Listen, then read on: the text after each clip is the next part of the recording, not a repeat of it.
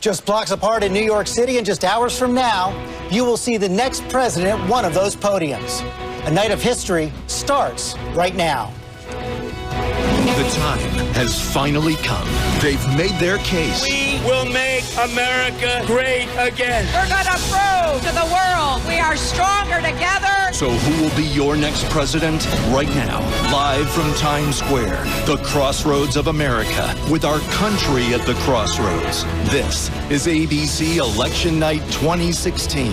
Now reporting from ABC News Election Headquarters, George Stephanopoulos. Good evening and welcome to Election Night 2016. What a crazy campaign this has been. Bitter, ugly, always unpredictable. The debates, the rallies, the ads and attacks, they're all done now. The decision in your hands. Our whole team is here all through the night as the votes are counted and the first states are in, so let's get right to it. The polls have now closed in 6 states with 60 electoral votes, and ABC News can project that Donald Trump has won the state of Kentucky. That was a state won by Bill Clinton twice, 1992 and 1996, Republican ever since then. Donald Trump the winner tonight. Up in Vermont, 3 electoral votes. Hillary Clinton wins those 3 electoral votes. Of course, that is the home state of Bernie Sanders, her rival in the primaries. Solid blue state. Hillary Clinton gets that tonight. And in the state of Indiana, right in the middle of the country, Donald Trump wins that as well. That was won by Barack Obama in 2008. It's gone Republican every other time since 1964. And of course, Donald Trump's running mate, Mike Pence, is from the state of Indiana. So right there we see 19 electoral votes for Donald Trump, 3 for Hillary Clinton so far. Those first 3 states we can call. Polls have also closed in the state of Georgia. That went to Bill Clinton in 1992. We do not have enough votes in to project that yet. It's been a solid Republican state ever since 1992. Not enough votes in there yet. State of South Carolina, also solid red. Went Democrat only once in the last generation to Jimmy Carter in 1976. Not enough votes there yet either. And we also have been paying special attention tonight to 12 battleground states. Those are the states that the candidates spent the most time in, spent the most money in. Those are the states that are going to determine this election. One of the key ones, polls just closed in the state of Virginia. They voted for Barack Obama in the last 2 elections. Of course, Hillary Clinton's running mate, Tim Kaine from the state of Virginia. That is a key part of her strategy, but we do not have enough votes in to project that. So we have some votes in, 3 states called so far. As I said, our entire team is here. World News anchor David Muir. We don't have a lot of results. We do have exit polls. Exit polls, and these are preliminary, as you know, George, but we're already seeing some incredibly fascinating signs about the makeup of this country and some of the key issues as they headed to the polls today. First, take a look at the issue of race in this country, and in particular the racial makeup of the voters. 70% of the voters who turned out today white, 30% non-white. That number is up from 28% 4 years ago. And that number has tripled since 1976. It's going to be interesting to see the racial makeup in these key battlegrounds. On the question of honesty, so much attention paid to Hillary Clinton, the emails, that private server, when they were asked which candidate is most honest and trustworthy, 37% of voters saying Hillary Clinton, 32% saying Donald Trump is the most honest and trustworthy. This is a key question, as we know, which is most qualified to be president. Which candidate? Hillary Clinton, 53% at this point. Donald Trump, 37%. This is preliminary data. And on the final question, and George, you remember we asked Donald Trump about temperament. He said, I have the best temperament to be commander-in-chief, to be president. Voters were asked this question: who has the best temperament? 56% saying Hillary Clinton.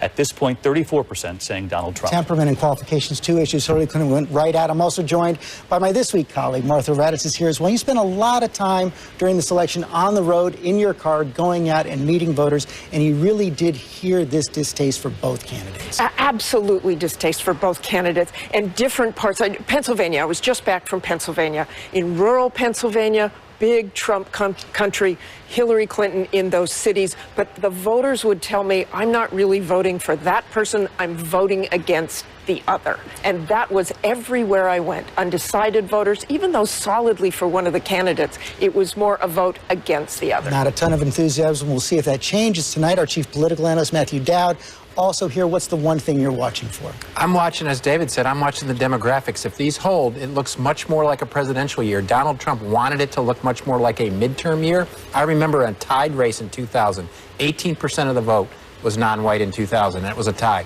This year, it looks like around 30% is. To me, that's the history getting made tonight, besides the potential history at the end, who's declared president. The history is this country has fundamentally changed over the last 20 years. And John Carl, you've been doing a deep dive in all the states. I want to put up again these 12 states we are watching most closely, these battleground states. There they are right there. Which two are you paying most attention to? I'm paying attention to the ones that the candidates paid the most attention to.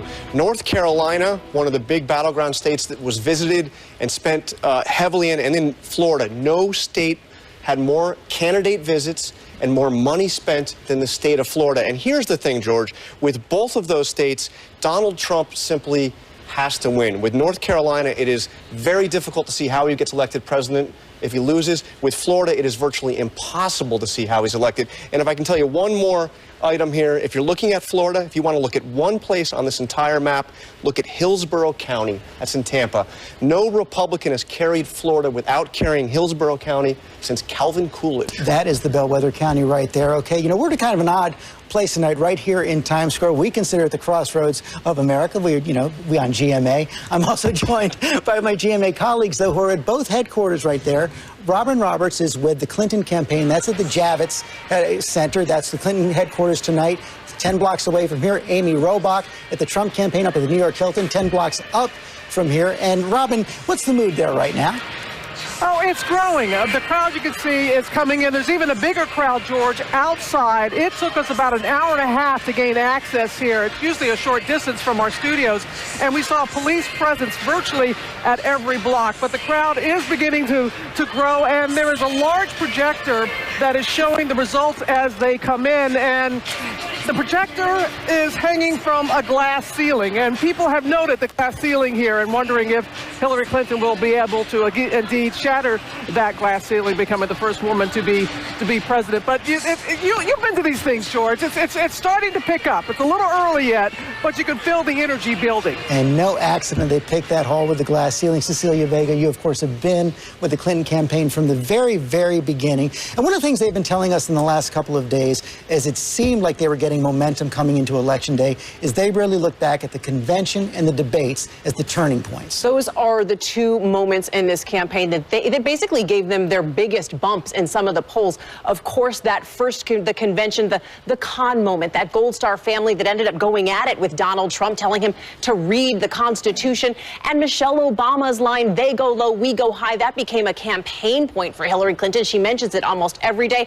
And of course, that first debate where they just went at it, Hillary Clinton turning that issue into Alicia Machado, took that out on the campaign trail, and you really saw her shift in her campaigning, turning it then to an issue of women, one that she started running on and has not stopped since, George. And how about the lowest point? I got one word for you: emails. And it did not let up. She started her campaign on the issue of emails at a low point, and she almost ended it on one. The craziest day we had on the campaign trail is that day that James Comey announced again that they were investigating her emails. Of course, we know what happened with that. Nothing came of that investigation, but that was definitely one of the low points. They were basically gloating about how well they were doing in the polls when that happened, and boy, that took the air out of that. At the very end. And David Muir, you know, she had such a hard time figuring out how to talk about the emails. The first time she apologized was in an interview with you. Yeah, and it was really interesting, and you had a sense going in that she knew she had to address the email question, George. We asked her that September day. She said, "I'm sorry." And we talked about the book that she wrote right before the campaign. And in that book, she talks about how important it is that a candidate acknowledges that they make mistakes, that a politician's able to call it a mistake. And I said, "Would you call it a mistake?" And she said, "I absolutely would." It's very interesting, though. Fast forward a year later, we sat down with her in the middle of this investigation, this question mark. And I said, "Can you believe we're still talking about your emails?" You could tell she knew it really dogged her. Tim Kaine came to her defense, and I think she welcomed him in that way, in particular that issue, because she was so exhausted of trying to defend herself. She needed some bolstering on that, no question about it. Let me go to Amy Robach right now at the New York Hilton. You're not at the Trump Tower, Amy, but you are at the Trump rally. Right. Yes, this is the biggest venue closest to the Trump Tower, and that is why we are here at the Hilton. A few of the 1,000 expected guests have started to arrive. Probably one of the most exciting things we've seen is Omarosa, of course, of The Apprentice, taking selfies with some of those guests who have begun to come here. But something interesting, as those guests walk through the doors of this ballroom, they can each pick up one of those Make America Great Again caps, those red caps. And if you take a look behind me, I'd like you to look. There is one of those hats, the Make America Great Again hats, right behind me in a glass enclosed case. There are actually two of them on either side of the stage. They say the reason why is because it has become the iconic symbol of the Trump campaign. George? It certainly has. And Tom Yamas, you've been with the Trump campaign from the start. You and I were both there in Trump Tower, June 2015. I can tell you for my part, there was no way I thought Donald Trump would be here today as the nominee of the Republican Party. I'm not sure Donald Trump thought so either. George, never doubt how high Donald Trump thinks of himself. But I do think you're right. This was an incredible campaign. And in the beginning, there really was no campaign. It was Donald Trump, a microphone, and a Twitter account. And he did so many things that were unconventional, and that's why no one believed he could get to this point. He savaged his opponents with insults. He shunned spending money on ads, on a ground game. He did whatever he wanted. He traveled around and showed off his airplane. There was so much going there, and of course, he would always make up his own facts. But it was his message and that energy. 70 years old, with that booming voice from Queens, he would go into those arenas and he would say, we're going to build a wall and Mexico's going to pay for it. NAFTA's killing your jobs. We're going to bomb the hell out of ISIS, and millions of people bought in. We'll find out if enough did. And for the longest of time, it looked like one of his iconic sentences, I could shoot someone on Fifth Avenue and not lose a vote. For a long time, that held. George, think about how much he bounced back from. He, in a sense, even bounced back from that horrific Access Hollywood moment to a race where we're watching battleground states right now. You know, he disparaged Hispanics, African Americans, every single voting bloc, if you think about it, at one point or another, he had problems with, and yet he's still at this point in a very close race.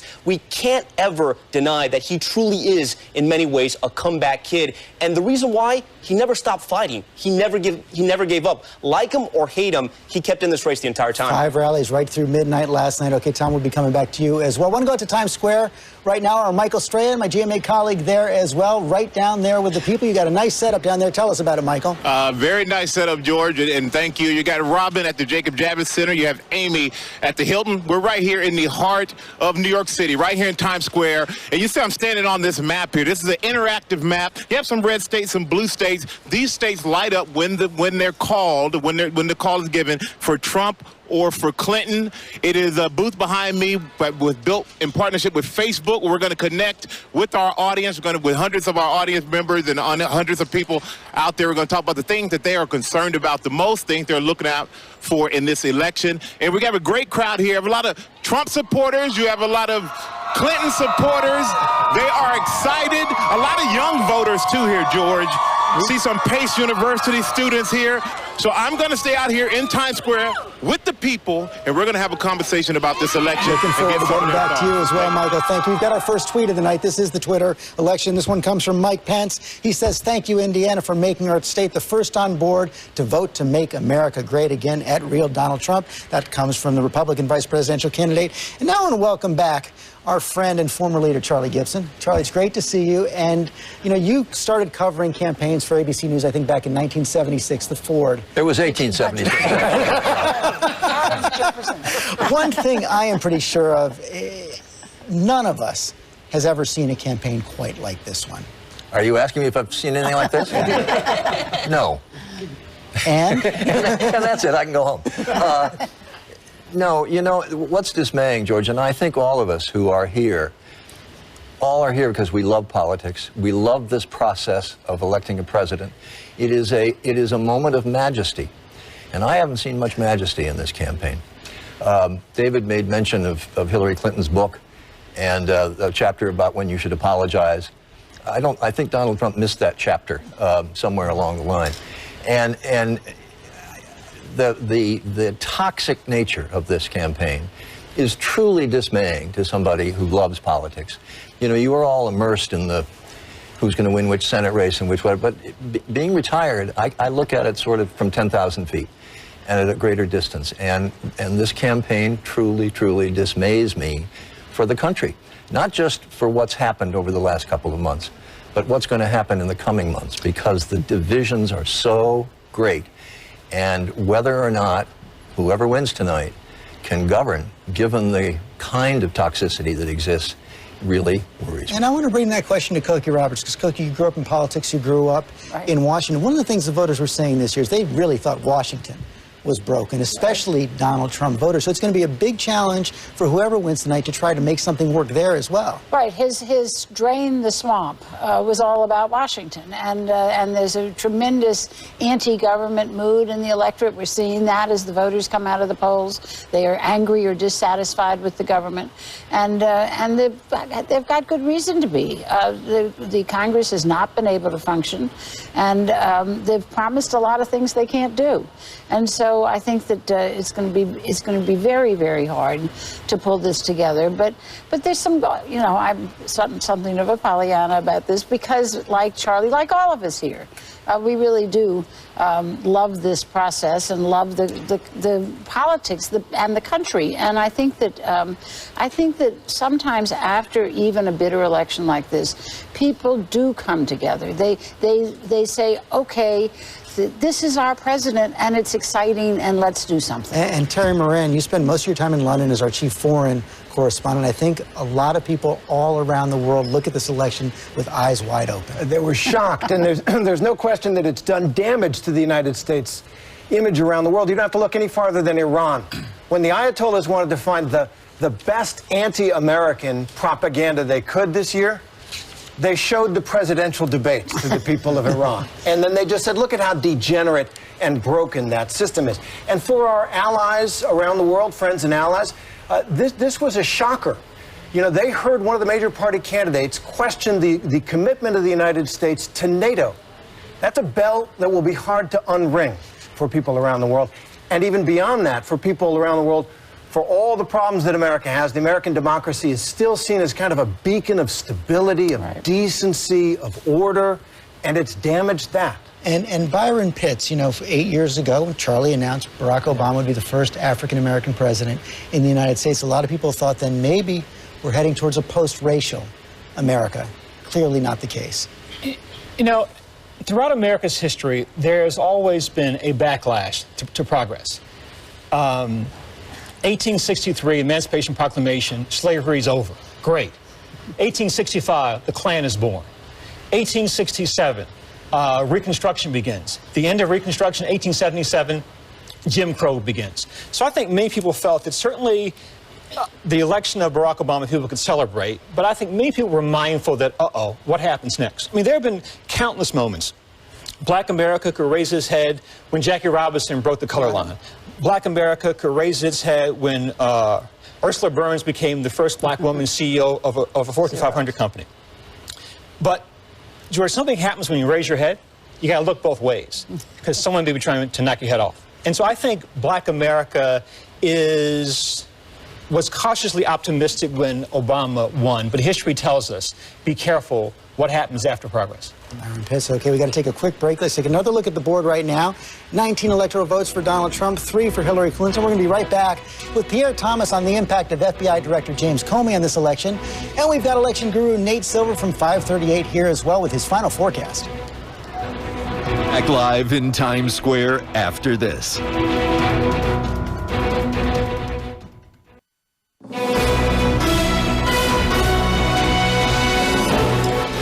And we are back now with Election Night 2016. We just heard Cecilia Vega talking a few minutes ago about this email issue, how much it hurt the Clinton campaign. And, of course, that brings up the impact of the FBI Director, James Comey. I want to talk to our senior justice correspondent, Pierre Thomas, about that. Boy, Pierre, James Comey getting it from all sides for coming out in July and giving that commentary after his finding that he would not bring charges against Hillary Clinton.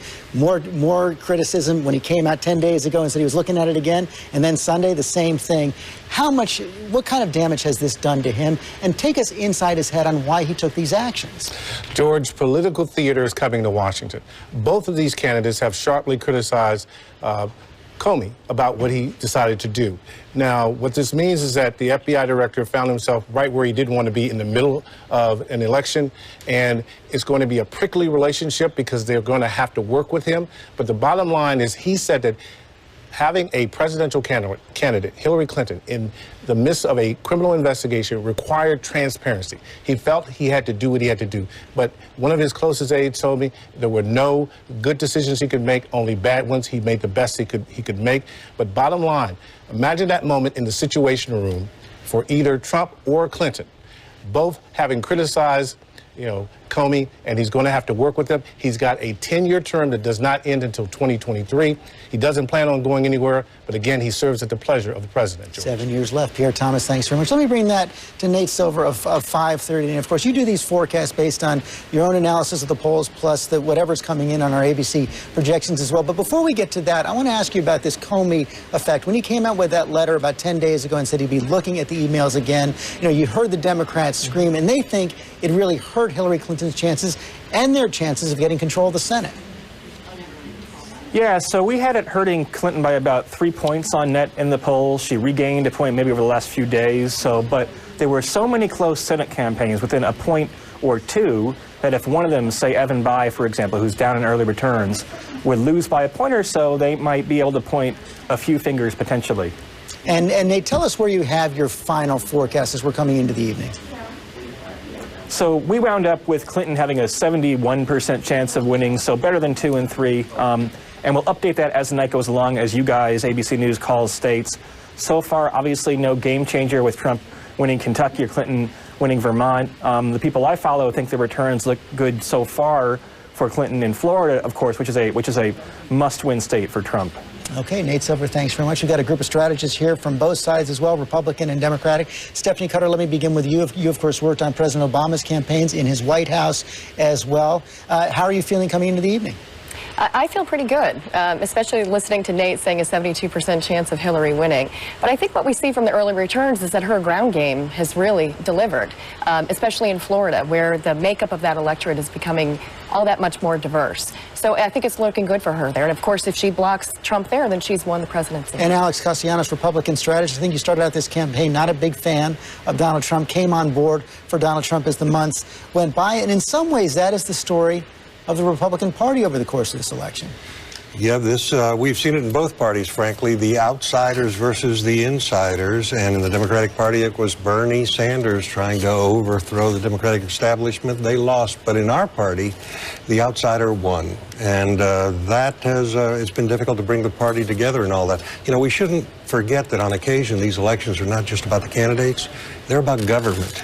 And both parties think the government is failing them and want change. And it'll be interesting to see tonight if they get that change. A lot of Republicans never came on board for Donald Trump. One of them, Bill Kristol, the Weekly Standard. A lot of conservatives didn't come on board as well. We learned today that former President George W. Bush and his wife Laura did not vote for Donald Trump either. And there was a big group of conservatives, including you, that said the Republican Party simply cannot get on board. And we'll see what the implications of that are going forward. I see that Senator Pat Toomey in Pennsylvania, in a tough re-election race, waited to vote till very late in the day and then did announce that he did vote for Donald Trump. He had withheld his endorsement or support till the very end, which I think confirms the point you made to Alex. And most Republicans came on board.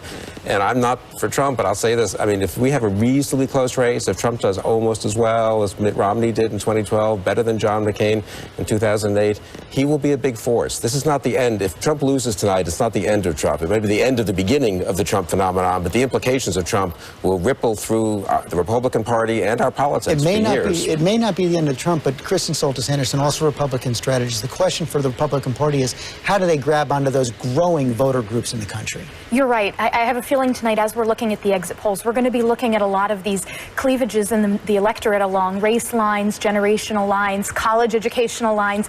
And Republicans have, for the most part, tried to draw on votes from what I think are shrinking groups of voters. They'll need to expand them among these groups that are growing, like the college educated and like Latinos, to thrive in the future. Okay, thank you all. We'll be coming back to you as well. Got to take another quick break. When we come back, the polls close in North Carolina and Ohio, two big battleground states.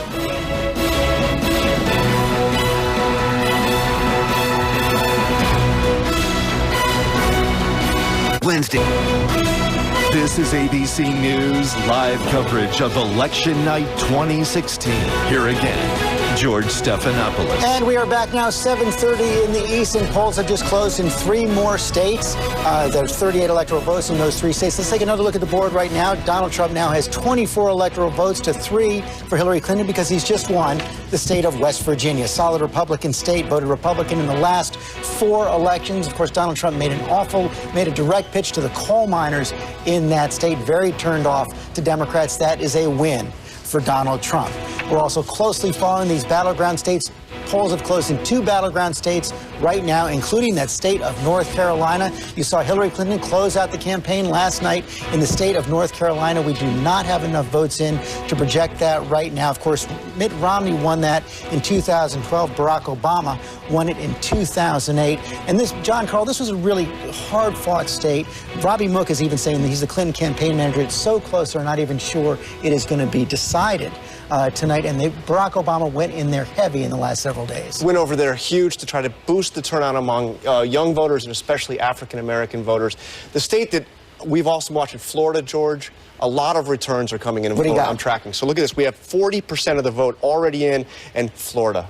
It's been going back and forth. I've been watching so right much now. Early vote there. Yeah, so much early vote. That's why we're seeing so much come in. And neck and neck, it's been going back and forth between Clinton and Trump. If you look at some of the key counties, we still don't know. I mentioned Hillsborough County, the one that's been the bellwether forever in Florida. We don't have anything in from there yet. But look at Miami-Dade County. This is a county that is 2/3 Hispanic. Obama won it by 25 points back in 4 years ago, and it's almost exactly the same margin that Clinton is winning right now. And that's really interesting because the Clinton campaign told us that that was right on the bubble. They said they would have to win that by about 24 or 25 to have a chance of winning the state. It's just about right there right now. Yeah, absolutely. And I mean, it's going back. I'm telling you, every minute or so it goes back and forth between Clinton. I know you're going to keep an eye on that. The polls have also closed in the state of Ohio, such a key state for so many different election cycles. As we've said, no Republican has ever won the White House without winning the state of Ohio. Not enough votes in to project what's happening there yet. This was one of Donald Trump's best states through the campaign, one he returned to again and again. And David Muir, I know you've been going through the exit polls. What are we learning from them about that state? Part of his pitch is the working class blue collar workers left behind in the Rust Belt and Ohio. As you mentioned, the Republicans need. Take a look at these 2 questions. First, voters in Ohio were asked, and this is preliminary data, your job situation versus 4 years ago. 38% said the job situation's better today. 35% about the same. Only 27% said it's actually worse today. But then look at this issue that Donald Trump really doubled down on, trade. He really went after Hillary Clinton on this, and Bill Clinton, his time on this, and the trade deal struck by under the first Clinton administration. It takes away jobs. 47% concerned about trade deals. Only 32% in Ohio say it actually creates more jobs. So these are issues key to Trump's success in Ohio. And Ron Claiborne in Ohio for us tonight. And Ron, I want to go to, this has been such a competitive state for Donald Trump, despite the fact that the Republican governor of Ohio, John Kasich, is against him. That's right, George. Donald Trump's effort here had a lot going against it. Now, John Kasich is very popular here. He very pointedly did not endorse Donald Trump. The Senate candidate, Rob Portman, the GOP Senate candidate, endorsed him. And then after those remarks that were recorded on that bus that came out about a month ago, Portman withdrew his endorsement of Trump. Also, the Get Out the Vote effort here by the Trump campaign considered weak. A schism in the GOP party here.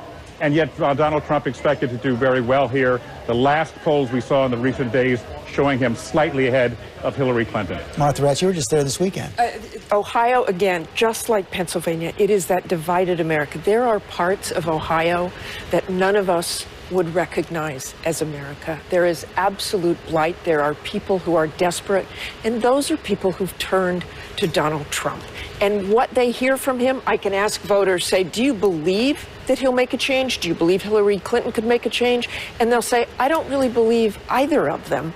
But Donald Trump gave them some sort of hope. They didn't believe he could really make change, but it gave them hope. He said what they wanted to hear. And Matthew Dad, one of the signs of how much America is changing is right now Ohio is a state that Democrats can win the presidency without winning Ohio. Well, and I think we're going to see over the course of the night a few switches over that. Oh, you have to win this state in order to win the presidency. Or I think that's going to switch back and forth. The other piece of data that I think is really important is how much Barack Obama mattered in this election. If you take a look, one, he campaigned in the last 10 days feverishly, and I think helped build turnout. You take a look at his approval rating, which over the course of this campaign is one of the few things that has risen. People felt better about the president. But when you look at his approval rating and how it breaks, if you approve of Barack Obama, you voted overwhelmingly for Hillary Clinton. If you didn't approve of Barack Obama, you voted overwhelmingly for Donald Trump. Okay, of course, the polls have also closed in the state of Virginia in the last half hour, one of those battleground states we're looking at. Let's take a look at it right now. We do not have enough votes in to project what's happening there just yet, but as you see on that board of the votes in right now, Donald Trump has a pretty good lead. Of course, Hillary Clinton came into this campaign considering that one of her safer states with a pretty healthy lead in the polls. We'll be following that all night. But right now, I do want to go to Donald Trump's campaign manager, Kellyanne Conway, who's joining us this evening. I think you're at Trump Tower, maybe at the Hilton. Thank you for coming on. Tell me how you're feeling right now. We're feeling great, George. We like the fact that in some of these states it looks like a jump ball. We're trying to protect our core 4 and add to that to get to 270. And as you know, in the last week or two, we've had a really aggressive campaign to try to flip a blue state or 2. And in doing so, we look at Michigan. Pennsylvania is always what I call our reach state, like your reach college when you apply. But it's one that really, to Martha's earlier point, really is attracted to Donald Trump's message about trade and illegal immigration and job creation and patriotism. And then, of course, we're looking at a big day of vote turnout in places like North Carolina, Florida, Nevada, where the Democrats generally do a very good job earlier on, and we like to make up those gains today. Then you look at Michigan, Pennsylvania, New Hampshire, 3 states that don't have a very robust early vote.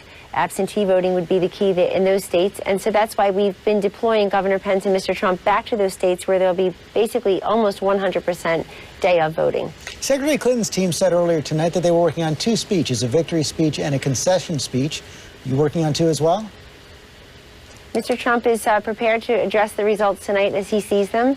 And I was with him until we arrived back at Trump Tower 4:30 a.m. this morning from the Manchester, New Hampshire, and Grand Rapids, Michigan rallies, historic crowds in both places. And he's feeling really great. He's feeling buoyant, and he's very pleased about the movement he's created, the fact that he has given voice to a lot of those forgotten men, forgotten women that Martha was talking about earlier in Ohio, for example.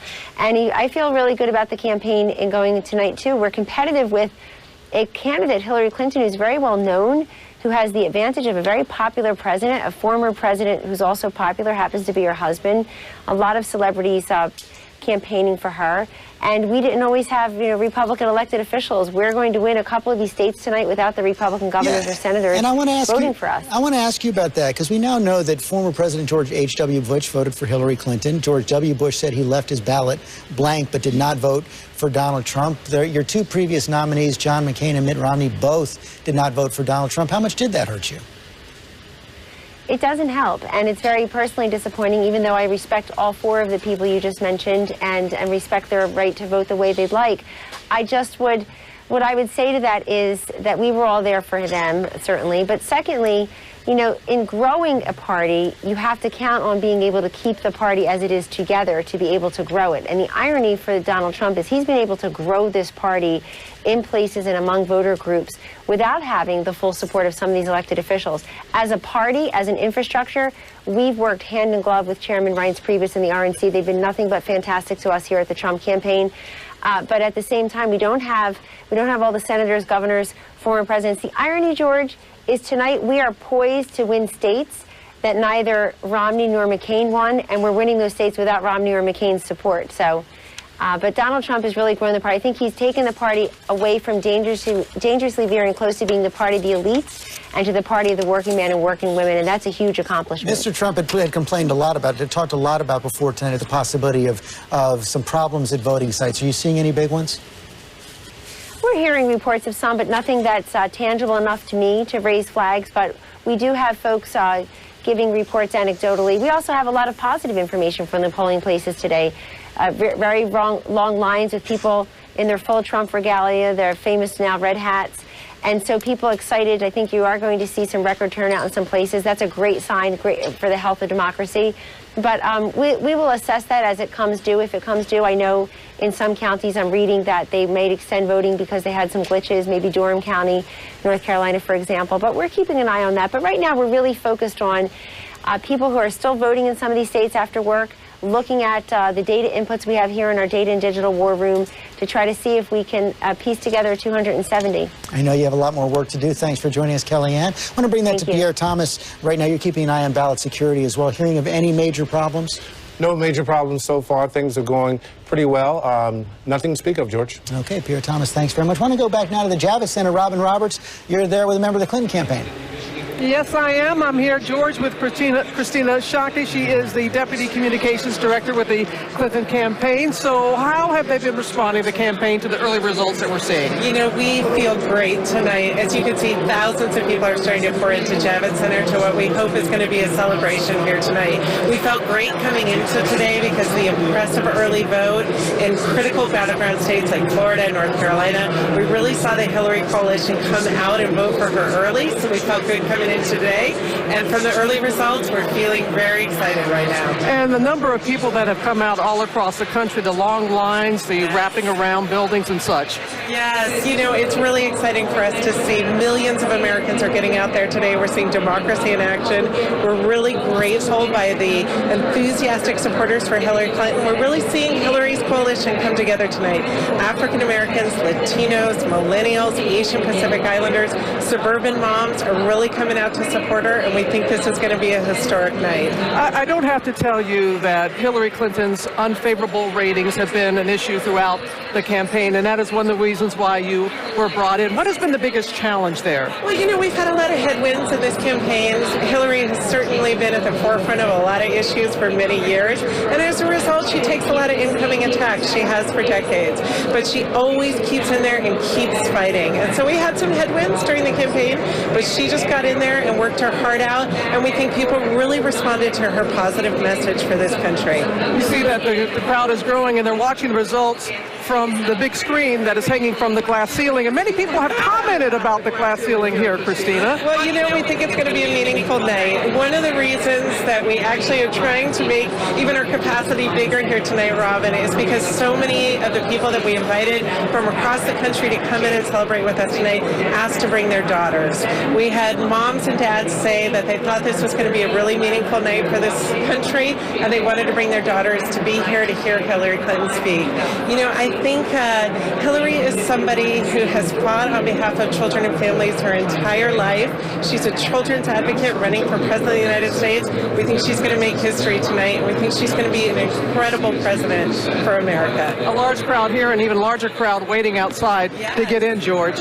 Okay, Robin, thanks very much for coming back to you in just a little bit. I want to put the results from Virginia up again, so show the raw vote coming in for Virginia right there. Right now, it's showing a relatively large, rather large lead for Donald Trump right there. John Carl, go inside the numbers, show us what's coming in, and try to assess what it means. Yeah, that would be pretty shocking, because this is a state that the Clinton team has felt they've had a lead for a long time, and the Trump team actually pulled resources out of Virginia. But if you drill down, you see that Trump lead isn't all that it appears. First of all, Virginia is a state that the further south you go, the stronger Republican vote you're going to have.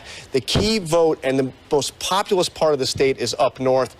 Fairfax County. This is a county that went 21 points for Barack Obama, and you see there's not much vote coming in. There's less than 1,000 votes in there. That's going to be overwhelmingly Clinton vote. And then Arlington County, right in here, nothing's come in. That's a state that Obama won by 40 points 4 years ago. There is a bellwether county up north, Loudoun County, which kind of crosses different parts of the state. And if you look at that, in that state, in that county, Loudoun, Clinton has a big lead. It went for Obama by just 5 points last time, very close to what he actually won the state by. And Matthew, Dad, a real sign of a rapidly changing America right there. Virginia used to be part of the solid Republican South. It's been gone Barack Obama twice, as we said, as they get an influx of a lot of new populations. Well, I think it's a reflection of this urban-rural split across the country. George Bush, having worked on his campaign in 2000 and 2004, we never considered West Virginia even close to a swing state. Well, that changed automatically in 2008, and now it's almost no longer a swing state. It's moving so rapidly blue in the course of this. It's a problematic situation for the Republican Party that because of these demographics, a lot of these states now are following the demographics. Kristen Soltis-Anderson, how does the Republicans get Virginia and states like it back? I think we've got to figure out how to win voters who live in denser areas, that there are large pieces of the state that are rural, but it's when folks are living in these suburbs or in urban areas, talking to voters who live in more diverse communities. I think that's a key way for Republicans to win back places like Virginia. And Mayor Stephanie Rawlings-Blake, Democratic mayor of Baltimore, of course, you represent a city heavy African-American population, but one of the concerns of Democrats in this election, of Hillary Clinton in this election, is that for the longest time, African-American voters were not coming out in the same kind of numbers they came out for Barack Obama. I think Secretary Clinton really leaned on the First Lady during this race, and I think you're going to see the African-American vote really come out. I think it's unreasonable to expect the vote to come out the same way it did in 2008, 2012, but I think that we're really going to show up because we understand how important this race is. I was there at the Congressional Black Caucus when President Obama looked into the crowd and said, if you care about me, and if you care about my legacy, then you need to support Hillary Clinton. And I think a lot of us heard that very loudly. Koki Roberts, you spent a lot of time studying first ladies. Michelle Obama, in some ways, the star of this campaign. Absolutely. She was the prime surrogate to get voters out, and not just African-American voters, young people. Young people really responded to her. And she took it on the trail in a way that was so meaningful. And her, of course, her popularity ratings are so high that when Donald Trump just once went after her, he pulled back. It's the only time you've really seen him pull back fast. And Hillary Clinton, of course, took up her chant from the convention of when they go low, we go high, and took it out on the trail. But the other thing Michelle Obama did that was so effective was every place she went, she'd say to the voters, just 2 more votes in this precinct would have turned it around. And she had all of that data that she used along with her inspirational talks to really get the voters energized. And Cecilia Vega, Hillary Clinton said she wasn't running for Bill Clinton's 3rd term. She wasn't running for Barack Obama's 3rd term. But you did see both Obamas, especially in these final 2 weeks, come out. And President Obama was very explicit. He said, we have work that needs to get finished. Final few weeks, final few hours. The biggest election, the biggest rally of this entire campaign was just last night in Philadelphia on Independence Mall. The Obamas there, the Clintons there. George, this election has very much been about, for Hillary Clinton, preserving President Obama's legacy, and she is using that as a way to get votes, especially with what Christina Shockey just called that Clinton coalition. African-American voters, Latino voters, voters of color. The one group that she did not mention, which I thought was really interesting, is white men. Hillary Clinton has had a huge problem with that from the very beginning. But George, I want to go back to Michelle Obama for 1 second. One of the most invigorating rallies that I covering this for the last year and a half was a Michelle Obama rally in North Carolina with Hillary Clinton. When they walked out arm in arm in a college arena, that place went wild, and Hillary Clinton has tried to capitalize on it ever since that they go low, we go high moment at the convention. Michelle Obama was hands down her most important surrogate on the campaign trail this year. Okay, got to take another quick break. When we come back, Michael Strahan in Times Square and more results.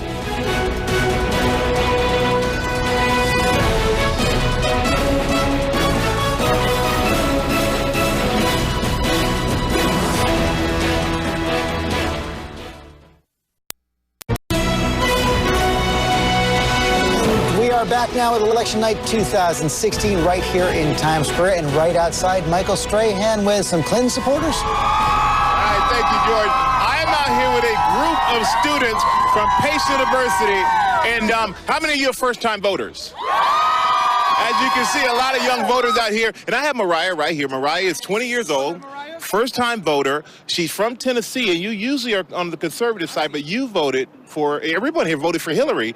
And what switched you? What made you vote for Hillary? I just think that I couldn't support Trump because of his views towards women. I think he's sexist. I don't agree with the idea of it being okay for someone to brag about sexually assaulting women. I didn't like the whole Muslim ban thing. I didn't like the idea of someone calling Mexicans rapists and drug dealers. So there are a lot of things. Seemed like a lot of things. Yeah, a lot of things that he said that I didn't agree with, and a lot of things that he said that I don't think line up with what used to be the Republican family morals. So I couldn't support him. All right, well, definitely understand that. And congratulations on being first-time voters. Your voice will be heard, and we're going to go back to you, George. Thank you, Michael. I want to go down to North Carolina now. Lindsay Davis down in Raleigh, North Carolina. And Lindsay, of course, the polls closed there at 7:30. What are you hearing there? You've got an important Senate race on the ballot there as well, and the governor's up.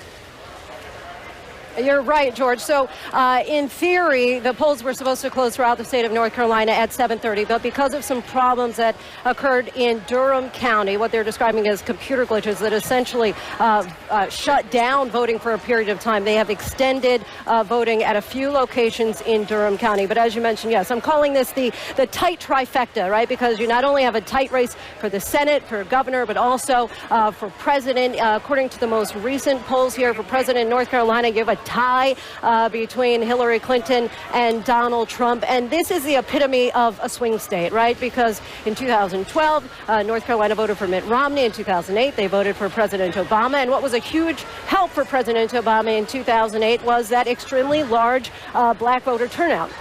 The thought is that Hillary Clinton will need a repeat of that in order to win the state of North Carolina again. But based on early voting here, the black voter turnout is 9 points down this year compared to where it was in 2012, of course, the year that President Obama lost. Then also just to look at that Senate race, this is being called one of the core four. Obviously, Democrats need 4 seats in order to win control of a majority in the Senate, and Democrats are looking very closely, thinking that they could get a win here. Okay. Then you have that race for governor here, where the incumbent Republican, people are suggesting that there may be a referendum on his bathroom bill, which some estimate has cost the state billions of dollars in lost revenue, George. A lot of controversy in that state. Lindsay Davis, thanks very much. Let's keep North Carolina up there right now, see the results as they are coming in. That's Florida, but let's bring up North Carolina. And John, I want to go to you to dig inside what we're learning from the counties. By the way, just a minute ago, Trump was up in North Carolina, so it's going back and forth. But if you look at what's happening here, the big Democratic stronghold in North Carolina, of course, is the Raleigh-Durham area. It's one of the big strongholds. This is an area that Barack Obama won by a double-digit margin. Not any vote has come in yet from Raleigh-Durham. It's also big. It's populated. So I would expect, as we see more coming in from Raleigh-Durham and actual votes coming in, you're going to see Clinton pull ahead. You see one county here to keep an eye on that also has not come in is Watauga. This county has voted for the winner in every presidential election since 1996, but again, no vote coming in. So although you have about a quarter of the vote coming in, it's very even going back and forth. It seems to me there's a lot of Hillary Clinton vote that has not been counted. And you got some exit polls there as well? Yes, some exit polls coming in, obviously preliminary from North Carolina. But when you ask when they made their decision, a lot of talk about Director Comey's announcement and then his announcement 9 days later that this was much ado about nothing, whether it would make a difference. Look at North Carolina. 59% said they made their decision much earlier in the election. In the campaign season, 18% say in the month of October, just 5% say in the last few days or the last week. And we've seen similar results from some of the other battlegrounds and the qualities in North Carolina that matter most. 35% said can bring change, 22% good judgment, 21% right experience. But as you know, Donald Trump was campaigning on change in Washington. And Martha Raddatz, North Carolina, another one of those states that is changing very rapidly. Changing very rapidly. There's a fascinating figure here. The toddler population of this country, 3-, 4-year-olds, younger, is now majority non-white. 70% of the electorate has been white. It's down 2 points from 2012, so that trend is going to continue as those toddlers grow up. And it is accelerating. Martha Raddatz, thanks very much. I have to take another quick break. When we come back, polls about to close in 16 more states, including one of the biggest, one of the most critical of the night. That is the battleground state of Florida. We'll be right back.